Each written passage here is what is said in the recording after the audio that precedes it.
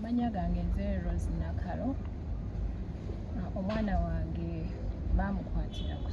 Amanya gange nze Rose Nakalo nga mbeera Nabbingo ku Masaka Road. Nafuna obuzibu omwana wange bwe bamukwatira ku ssomero. Yali asomera ku Florentia Junior School liri ku Masaka Road. Omwana kati wa myaka 11 ali mu P6 abadde ku eryo ssomero okuva mu P3 yagendayo mu P3 ng'ali mu Kisoro kati ng'ali mu P6. Yaliwo mu lusoma lwa first term omusomesa yamukwatira mu kibiina ekiro. Omwana n'agezaako okwerwanako. Mu kugezaako okwerwanako omusomesa n'amukola bw'ati, n'amugamba I'm teaching you how to be a woman. To be exact kwa omwana yagamba mu Luzungu.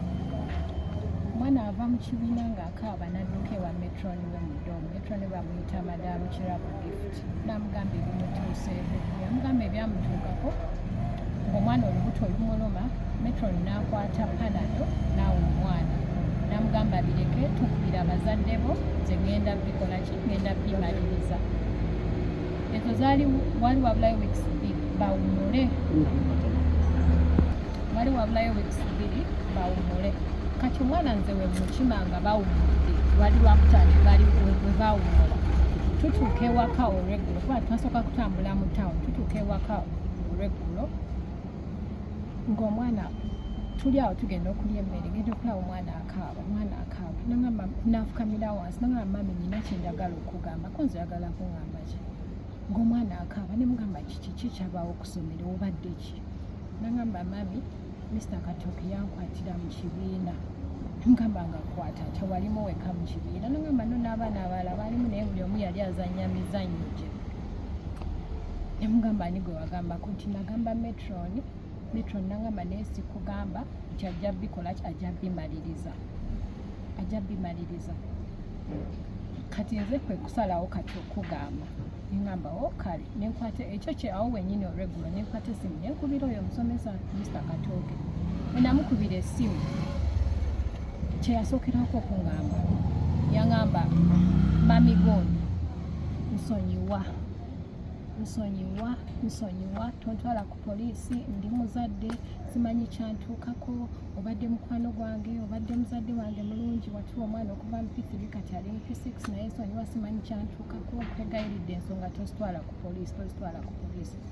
Nalina obusungu bungi essimu nenjijjako kwekubira headmaster bamuyita Mr. Kiranda nemukubira ekyennyini ekiro nimbimugamba. Headmaster nangamba ye talina na kimu kyakimanyiiko babimukweka.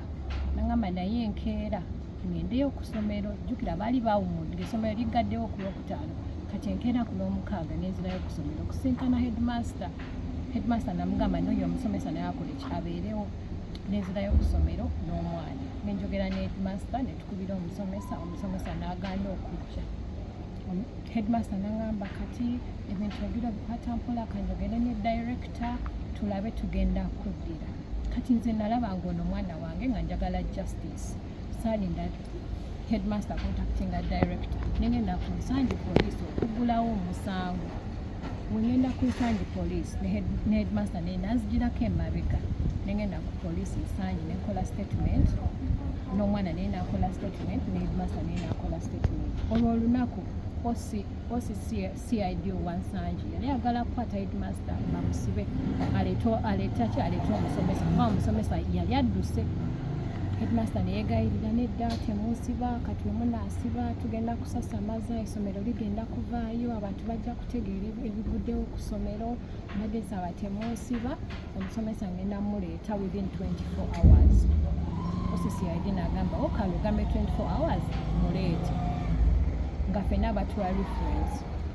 Olunaku lumu ne luyitawo 24 hours ne ziyitawo week neyitawo weeks 2 ne ziyitawo nembeera nga mbuuza headmaster Mr. Kiranda omusomesa wamufunye munedda sinaba kumufuna ngenda kufuna aba private trackers naye nabo bansaba ssente ate sinze ssente sizirina bansaba ssente nnyingi.